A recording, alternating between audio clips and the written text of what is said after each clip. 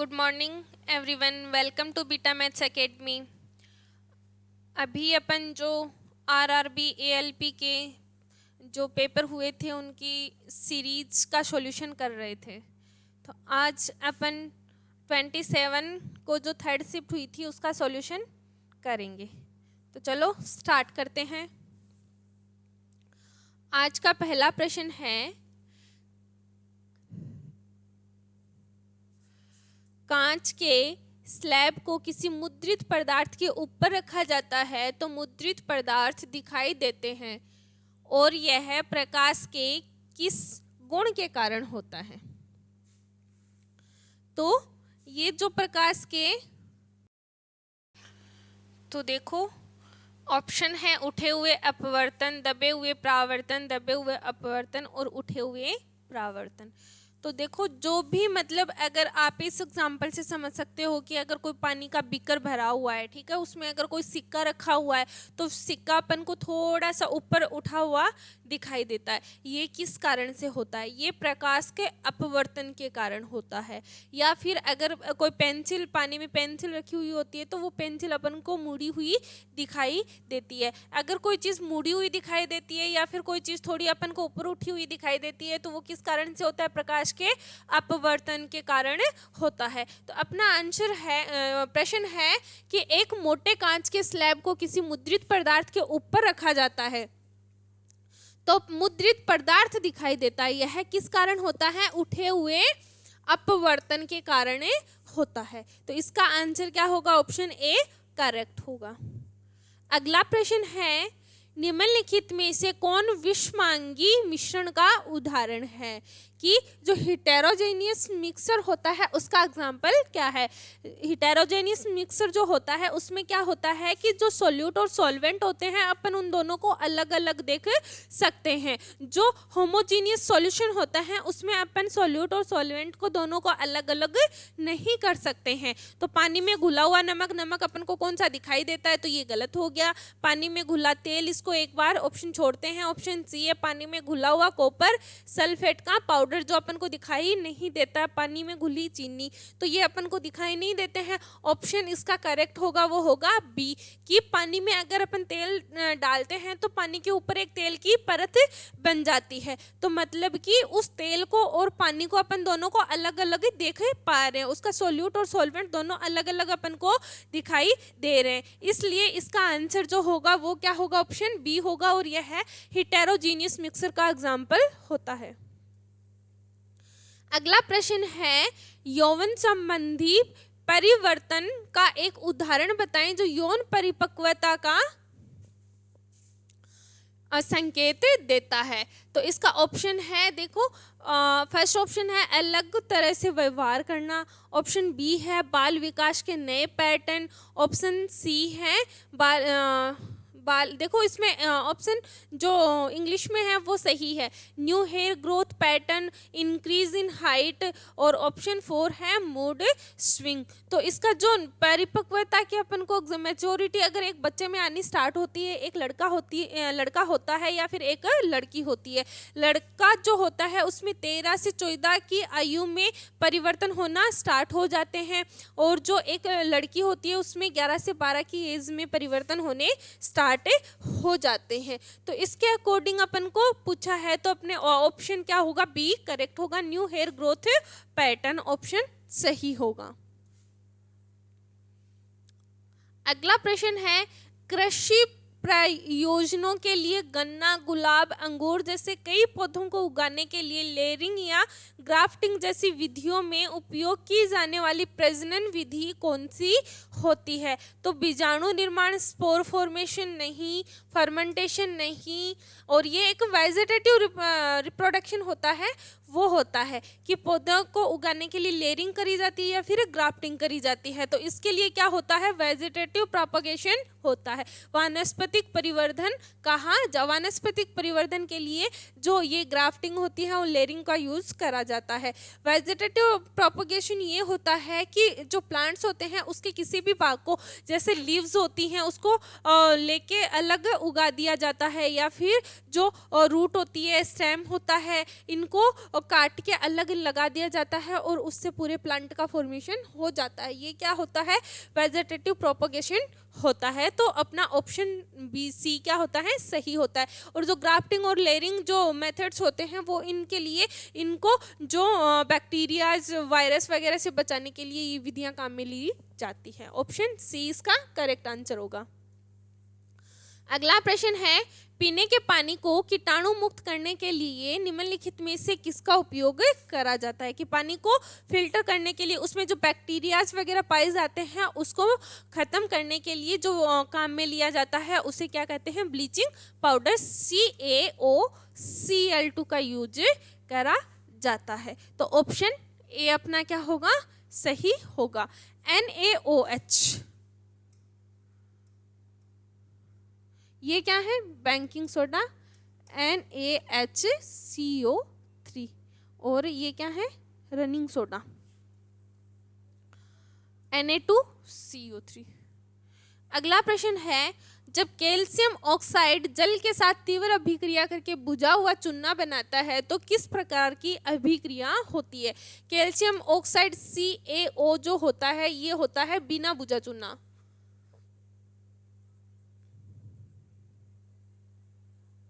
इसकी जल के साथ क्रिया करवाई जाती है तो किसका निर्माण होता है? CaOH2 का निर्माण होता है। ये होता है कैल्शियम हाइड्रोक्साइड होता है। तो ये किस प्रकार की अभिक्रिया है? विस्थापन अभिक्रिया, संयोजन अभिक्रिया, द्विविस्थापन अभिक्रिया और अपघटन अभिक्रिया। तो डिस्प्लेसमेंट भी नहीं होगा, डबल डिस्प्लेसमेंट भी नहीं होगा और डिकम्पोजिशन भी नहीं होगा। ये क्या हो रहा है? संयोजन कॉम्बिनेशन रिएक्शन होती है, क्योंकि यहाँ पे CaO और H2O दोनों एक ही प्रोडक्ट बना रहे हैं। ये क्या होता है? बुझा हुआ चूना। तो इसलिए इसको क्या कहते हैं? कॉम्बिनेशन रिएक्शन कहा जाता है। तो ऑप्शन बी अपना क्या होगा? करेक्ट होगा। अगला प्रश्न है, जब कैल्शियम ऑक्साइड जल के साथ तीव्र सेम प्रश्न है, रिपीट हुआ है दोबारा, तो इसका ऑप्शन बी क्या होगा? करेक्ट होगा। अगला प्रश्न है,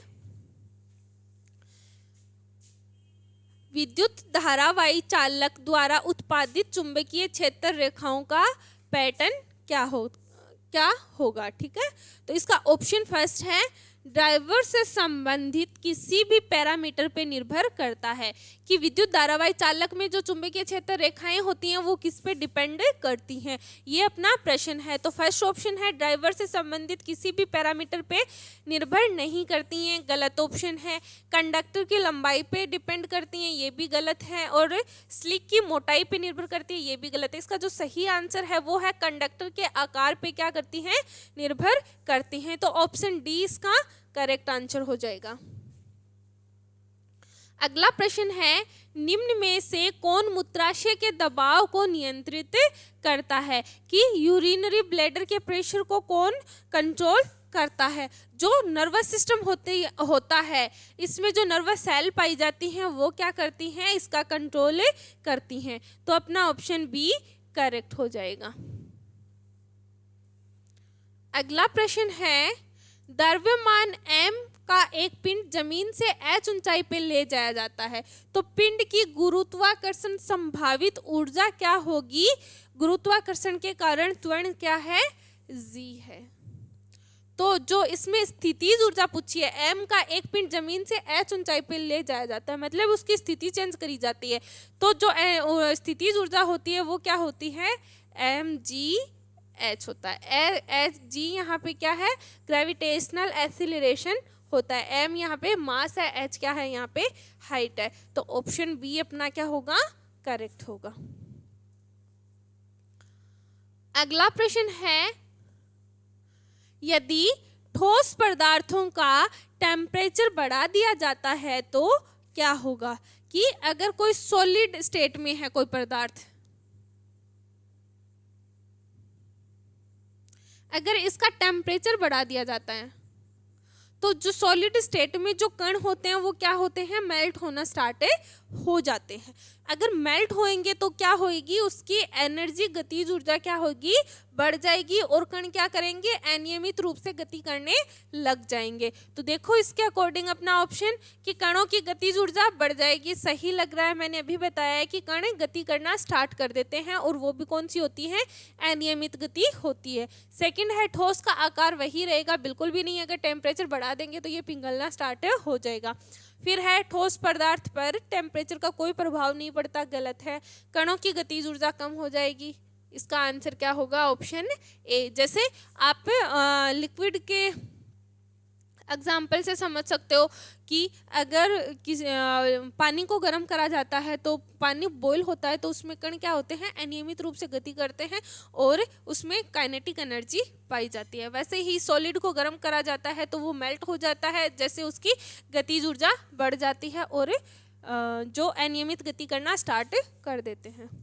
अगला प्रश्न है, परमाणु के संबंध में निम्नलिखित में से कौन सा कथन सही है, कि इनमें से कौन सा कथन सही है कि जो एक एटम होता है उसमें बीच में क्या होता है, न्यूक्लियस होता है, जहां पे न्यूट्रॉन और प्रोटॉन प्रेजेंट होते हैं। बाहर की जो इसकी सेल होती हैं वहां पे क्या होते हैं, इलेक्ट्रॉन प्रेजेंट होते हैं। तो इलेक्ट्रॉन पे जो चार्ज होता है वो नेगेटिव चार्ज होता है और जो ये होता है न्यूट्रॉन होता है, ये न्यूट्रल होता है, पी पे पॉजिटिव चार्ज होता है। तो बाहर की तरफ नेगेटिव और अंदर की तरफ न्यूक्लियस में क्या होते हैं, पॉजिटिव चार्ज होते हैं। तो ये दोनों एक दूसरे को बैलेंस करके रखते हैं, मतलब जितने प्रोटॉन होते हैं उतने क्या होते हैं, इलेक्ट्रॉन होते हैं। तो परमाणु कुल मिलाकर विद्युत रूप से क्या होते हैं, न्यूट्रल होते हैं। तो फर्स्ट ऑप्शन अपना क्या है, सही है। सेकंड ऑप्शन एक बार चेक करते हैं, आंशिक रूप से विद्युत रूप से, गलत। थर्ड है, परमाणु में कोई धनावेश आवेश नहीं होता, ये भी गलत है क्योंकि प्रोटॉन धनावेशित प्रेजेंट होता है। परमाणु विद्युत रूप से तटस्थ न्यूट्रल नहीं होते, ये भी क्या है, गलत है। तो अपना जो आंसर सही होगा वो फर्स्ट आंसर सही होगा। अगला प्रश्न है, कोशिका में निम्नलिखित अभिक्रिया कहाँ होती है, मतलब 6 कार्बन ग्लूकोज C6H12O6 टूटता है और क्या बनाता है, पायरुविक एसिड, जो क्या होता है, 3 कार्बन युक्त होता है। तो ये क्रिया कहाँ होती है, ये क्रिया होती है 6 कार्बन युक्त यौगिक टूट के 3 कार्बन युक्त पायरुविक एसिड बनाता है। इस क्रिया को कहते हैं ग्लाइकोलाइसिस। ग्लाइकोलाइसिस क्रिया कहा जाता है कि ग्लूकोज किस में चेंज हो जाता है, पायरुविक एसिड में चेंज हो जाता है। तो जो 6 कार्बन वाले ग्लूकोज का 3 कार्बन में टूटना क्या कहलाता है, मतलब पायरुविक एसिड का निर्माण करना की क्रिया कहलाती है ग्लाइकोलाइसिस। यह जो क्रिया होती है वो होती है साइटोप्लाज्म में, कोशिका द्रव्य में। तो अपना ऑप्शन देखो, इन द न्यूक्लियस, नाभिक में नहीं, माइटोकॉन्ड्रिया में नहीं, माइटोकॉन्ड्रिया में ये क्रिया नहीं होती है। फिर है जो क्रेब्स साइकिल होती है वो आगे माइटोकॉन्ड्रिया में होती है। गोल्जी उपकरण में नहीं, कोशिका द्रव्य इन द साइटोप्लाज्म। अपना ऑप्शन डी क्या होगा, इसका सही आंसर होगा। अगला प्रश्न है, कैल्शियम कार्बोनेट और पानी बनाने के लिए कैल्शियम हाइड्रोक्साइड के माध्यम से कौन सी गैस प्रवाहित करी जाती है। देखो कैल्शियम हाइड्रोक्साइड CaOH2 के साथ में कौन सी गैस प्रवाहित करेंगे, तो CaCO3 प्लस H2O का निर्माण होगा। तो अपन देखो हीलियम गैस प्रवाहित करेंगे तो क्या इसका निर्माण होगा, ये तो सीधा सीधा गलत दिख रहा है। सेकंड है ऑक्सीजन गैस, भी नहीं होगा।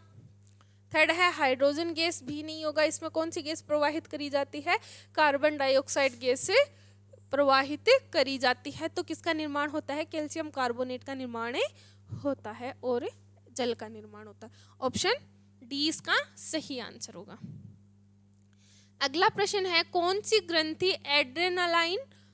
एड्रेनालाइन का स्राव करती है, कि एड्रेनलिन हार्मोन होता है उसका सीक्रेशन कौन सी ग्रंथि करती है। पीनियल ग्लैंड नहीं, पिट्यूटरी नहीं, एड्रिनल थायराइड ग्रंथि नहीं, कौन सी, एड्रिनल ग्रंथि एड्रेनलिन हार्मोन का सीक्रेशन करती है। तो ऑप्शन सी इसका करेक्ट आंसर हो जाएगा। अगला प्रश्न है, एक कूलॉम आवेश में कितने इलेक्ट्रॉन प्रेजेंट होते हैं? तो इसका देखो यहाँ पे टाइपिंग मिस्टेक है, ये अपन को गलत करना है।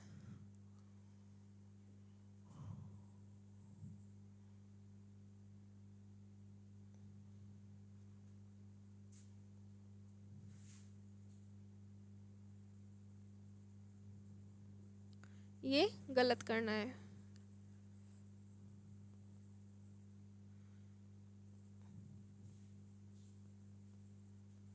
ये 3, 4 ये ऑप्शन के अकॉर्डिंग कर दिए, टाइपिंग मिस्टेक है यहाँ पे। तो देखो जो इसका आंसर होता है, वो फॉर्मूला होता है, वो होता है Q इक्वल N E। अब अपन को क्या एक कूलॉम दिया हुआ है तो इसकी जगह एक रखते हैं, N और इलेक्ट्रॉन पे जो आवेश होता है वो होता है 1.6 इंटू 10⁻⁻19, ठीक है, चार्ज होता है। अब अपन को N की वैल्यू निकालनी है, तो देखो इसको इस तरफ भेज देंगे, 1.6 इंटू 10⁻⁻19 इक्वल N। इसका सॉल्यूशन करोगे तो अपने पास जो आंसर आएगा वो आएगा 6.25 इंटू 10⁻18 इलेक्ट्रॉन, ठीक है। तो देखो जो वैल्यू एग्जैक्ट वैल्यू ये होती है, पर अपन को एग्जैक्ट नहीं दी हुई है, 6 पॉइंट दी हुई है, तो इसके जो पास में वैल्यू है अपन उसको सही आंसर करेंगे। तो ये 10⁻17 गलत, 10⁻20 गलत, 10⁻19 गलत, और क्या होगा 10⁻18, 6 इंटू 10⁻18 इलेक्ट्रॉन इसका सही आंसर हो जाएगा। अगला प्रश्न है, पौधों को कम justify the given statement plants require less energy, कि पौधों को कम ऊर्जा की आवश्यकता होती है। किस कारण से पौधों को कम ऊर्जा की आवश्यकता होती है? तो इसको देखो अपन इंग्लिश वाले देखते हैं, टाइपिंग मिस्टेक। फर्स्ट है, because plants use relatively fast transport system, की इनका जो ट्रांसपोर्ट सिस्टम होता है वो क्या होता है, तेज होता है। बिल्कुल भी नहीं, गलत आंसर है। जो कम एनर्जी की आवश्यकता होती है किस कारण से होती है? क्योंकि पौधे अपेक्षाकृत तेज परिवहन प्रणाली का यूज करते हैं, ये भी गलत है। फिर नेक्स्ट ऑप्शन है, अलग अलग शारीरिक बनावट के कारण ऊर्जा की ज़रूरतें बहुत अलग अलग होती है। पौधे हिलते डुलते नहीं है, मतलब उनमें जो वो मूवमेंट नहीं होता है, एक जगह से चल के दूसरी जगह ऐसे मूवमेंट नहीं होता है, और इनके जो कई ऊतक होते हैं वो क्या होते हैं, मृत होते हैं। जैसे परमानेंट टिश्यू होते हैं वो कौन से होते हैं, मृत होते हैं। तो इसका ऑप्शन जो होगा वो सही ऑप्शन सी होगा, क्योंकि इसमें एक तो मूवमेंट नहीं होता है और सेकंड इसके जो टिश्यू होते हैं वो कैसे होते हैं, मृत होते हैं। इसलिए इसका आंसर सी करेक्ट होगा। ये थे आज के 17 प्रश्न जो 26 नवंबर की 3rd शिफ्ट के थे। आगे के प्रश्न, आगे की जो सीरीज है अपन कंटिन्यू रखेंगे। आज की क्लास यहीं पे ख़त्म होती है। Thank you.